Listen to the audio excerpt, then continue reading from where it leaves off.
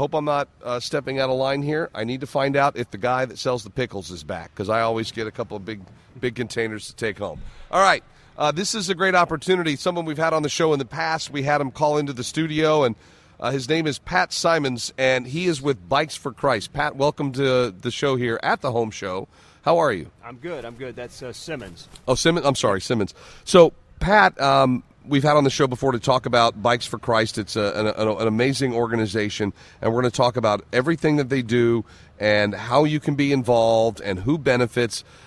But this is not something you would ordinarily expect to see at a home show. So what is the benefit of you being here in front of people when they're going through this venue for the next 3 days? The benefit for us is to be in front of the public, to be able to share what our mission is, number one. Let people know exactly what we're doing, how they can get involved, and also to share the gospel message, because that's part of what we do as well. Right. Well, and as a man of faith myself, and as something that I've incorporated into the show, even to the point that somebody, because I use the D word, D-A-M-N, once in a while, I use it colloquially, I use it as a humorous effort. I got into a multi-day conversation. If I'm a man of faith, why would that be? So expressing that in the work that we do, sharing it on my show the way that I do when I have examples or lessons that I've learned, the fact that you have found a way to serve this community, and actually we're going to get to how you serve beyond our borders as well, because I think that's a part of it. You have a local responsibility when it comes to faith, you have a regional responsibility, and then you have an international responsibility worldwide, because we're all called to share the word. Mm-hmm. But you do it in such a subtle, wonderful way of showing service. And I think, do you find that helps people that are new to the thought of faith? Do you think that helps them, that they see the goodness and the good works? Is that important? I think it is important to share that along with, because number one, with us, with every bicycle that goes out, they receive either a plan of salvation mm-hmm. or a Gospel of John along with that bicycle. So it's up to them whether they want to delve deeper into that or not. We're just there to plant the seeds mm-hmm. and hope those seeds continue to grow. So actually, I was thinking in another way. You're talking about when somebody receives a bike, they're getting, and that's the thing. You can't make anybody accept God. You can't make anybody do just about anything, positive or negative. You can lead them in the way we've talked about it, because we have a guy in one of my men's groups that prefers sports analogies. Right, mm-hmm. Tough guy. So we talk about getting to the goal line, but you have to cross it on your own. Nobody else can do that for you. So you're giving information and concepts and sharing the word, and then hopefully that will lead to those changes. I was actually asking about when you're out doing things like this and you're introducing yourself and what your mission is, such a simple thing, Bikes for Christ, and you're we're not talking new bikes here either, although that is a part of what you do, but you do something even more labor intensive, and I think that's important. We'll key on that in a second. I'm talking about when people find you and they want to get involved, if they just want to help with the bikes, but faith is a new thing to them. Is service and charity, is that a good window, a good way to introduce people to faith? Well, I think it goes hand in hand. Yeah. You know, as far as us being here this weekend, it's a chance again for us to be in front of the public and be able to share what we do. As far as what we have on our table, we will have different types of scriptural things centered mm-hmm. around Christ. I mean, all of it is free. If someone wants to take something, that's totally up to them. If they don't, that's fine too. If all they want is how to be involved and help somebody, do you also make contacts with people who could eventually be the recipient of a bike? If we find somebody who has a need. I don't know if we've done that here in the past at the home show. Right. But there's always an opportunity where that could happen. Like when I speak at like a church, mm-hmm. in a church congregation, or I speak to a social group, you never know. There may be people that want to volunteer. Right. There may be there's almost always people that have bicycles or want to donate monetarily. Right. And there may be somebody there that doesn't have the transportation they need, mm-hmm. and we're there to be able to help them. Knows somebody. Or knows somebody, right. Exactly. Now, and I mentioned this off the air to you, and we've talked about this extensively on my show, but I work with a group called St. Pete Fools. Now, we deal in new bikes, and we're just a vehicle for people to donate, and then we work with local law enforcement to get bikes. It started as an effort for truancy. There was an officer who was loaning his personal bike to a teenage neighbor so he could get to school because, if he missed the bus or his parents couldn't drive him. I don't know what the original reason was, but he was truant often. Loaned him his bike. One day, he needed his bike. So he bought the kid a bike of his own so he could always have one. A friend of ours saw it. That year, he personally bought 13 bikes for the police department. Now we're up to hundreds a year, almost on scale with you. And we're trying to help with truancy and kids that don't have one and parents that can't afford one. You're taking it a step further. When we give people the opportunity to, serve the community by, going online to Walmart.com and, buying a bike that's not even fully assembled, having it shipped to a business address we give, and then we take care of it. You take it a step further. So let's get into Bikes for Christ. Walk us through the experience of a bike from when you get it to where it ends up. What does that look like for somebody who may want to help you out? And then we'll get to why you started this in the first place.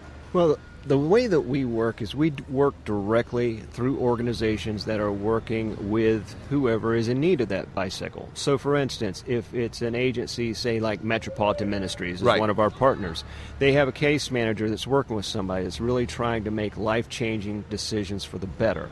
Maybe they're trying to find a job. Mm-hmm. So what that case manager does is they place an order with us. Then we, once the bike is ready, we deliver the bike to the agency for that case manager to gift to the client. Right. And then the one thing that we always ask is for pictures and stories, because our work is in the background, so we want to be able to share our work, which in turn, that's the way we get our donations. Because if we can't show our work, then we can't continue to get donations to be able to continue to do what we do. Right. So that's a big part of everything. Right. You're a 501c3 tax-exempt organization. I want to make sure that people know that. So there is some overview to it. This is something that is very important, and that donations come into that. How do you afford to operate? I'm looking at your history and having spoken with you, and I know the value of your mission. And then you end up getting awards like Small Business of the Year, the Best of Plant City Awards, Be More Awards. You have been acknowledged for the work that you're doing. But I also know that fiscally, being able to operate, how is that a challenge for you in this? Because you're talking about taking an old bike, restoring it, getting it safe and serviceable, and helping to literally change a life by giving a bike, and we'll talk about how that happens too. But how hard is this for you? And are you looking for financial direct donations as well? We are always looking for financial donations, and they are greatly appreciated and allow us to do what we do. Because a nonprofit is, at the end of the day, is a business like any other business. We have an overhead that we have to support and able to continue to do the work that we do. So we depend upon generous donors. We also depend upon some grants that we do. Oh, good. But primarily, a lot of it is through private donorship. We would love to have business, corporate partners come alongside of us and support us in that way in a yearly type program. I'm open to that. But it's a lot of hard work to keep the machine running. Right, because you're also talking about a lot of man hours, because you're not just doing, like my group, we do new bikes. Maybe we got to, inflate some tires, put on some pedals, do a little bit of wrenching, and we just have all right, there's another bike down, just put it with the others. You're talking about taking a bike that may have rusty chains, that may need, you're in there with brushes and grease, and you're trying to, because you can't just take a bike, okay, it kind of works, let's give it away. Yeah. You're going to make it as new as possible, to be as safe as possible. And you may get a bike and I was telling you off the air that I saw a bike in the alley, and if I had thought of you, maybe I'd have grabbed it, because it looked serviceable, but the chain was rusty and the tires were flat. Right. A little bit of love, and that bike can get a father or a teen to and from work for years. Yes. And when you talk about expanding, and I think this is something we talked about when you were on my show a year or so ago, that when you give somebody a bike and they can use it for work, you expand the area that they're able to travel. Instead of taking an hour to walk a couple of miles, maybe if you're moving out quick, an hour for 3 miles? Most of us walk about that pace. Now, if you've got a bike, you can cover that in 20 minutes or so. Yes. Or you can go further for a better job. So it really opens up your world. We forget how important bicycles are. In this country, so many people have multiple vehicles in their home, and we're sitting here, and I got, do I need a golf cart? No. Do I want one? Yeah, kind of, sort of. There's golf carts over there, dune buggies, electric bikes. There's all these things that are out there. But I have seen firsthand when you give an immigrant here legally, you give them a bike, and their eyes are just like they can get that job that was too far before. So when I said life-changing earlier, I really meant it. Now, I just mentioned something that made me ask another question. Electric bikes, is that something you're getting into as well? Or is that a plan for the future? Possibly for the future, okay. Not at this moment right now. They're very expensive. Yes, so we don't want to give someone something that they can't afford the upkeep of. Right, because there is work. I get that. Okay. Yep. Do you help with that as well, since you mentioned upkeep? Do you help show them how to properly lubricate, keep their bike in running order? Well, again, we don't work directly with that's the right. client. That's right. You give them to the organization. Yep. Okay. I didn't know if you passed on information then or not in that regard. Just a thought. So what else do we need to know about Bikes for Christ?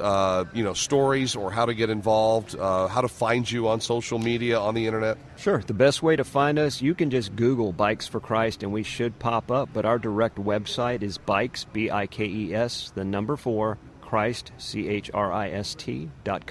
Right. Go there. How you can get involved, go to our volunteer page there.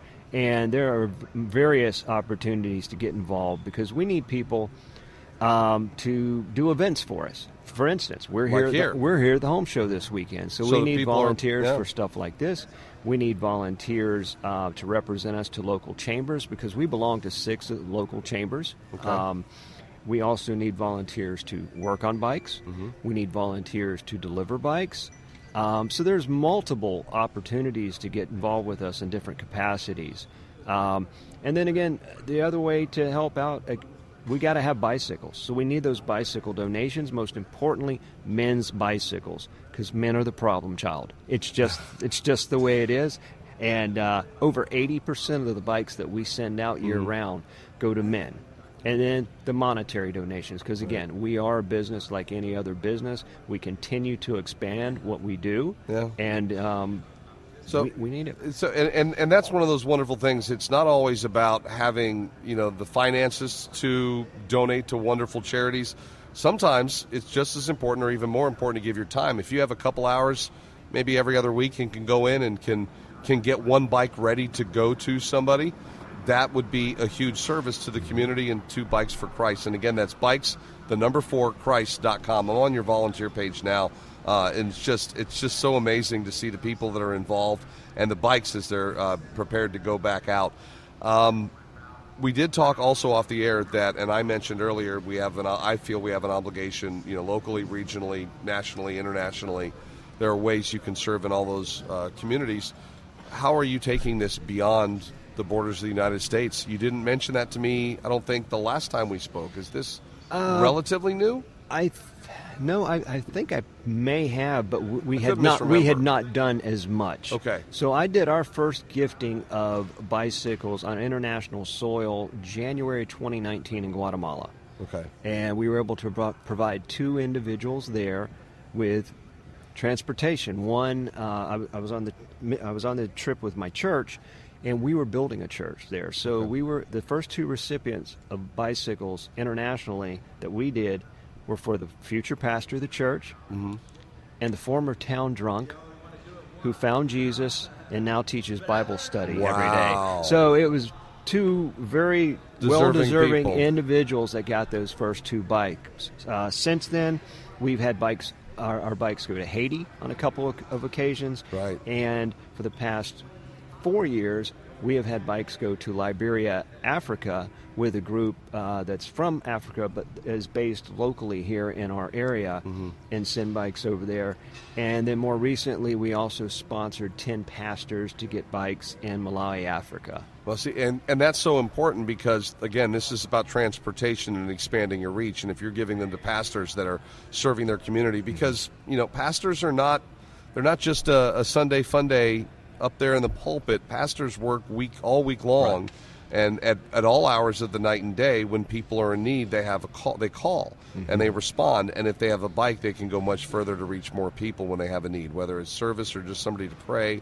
Yep. How often have you wanted somebody there in the dark times of your life? Maybe a family member is reaching the end of theirs after a wonderful life and a long life, but you want someone there to help because that can be scary for everybody. And if they have the bikes, they can go a whole lot further. Yes, sir. So there's all kind. I just gave one example of why a pastor may need to travel, but there are an infinite number of reasons to respond to the community.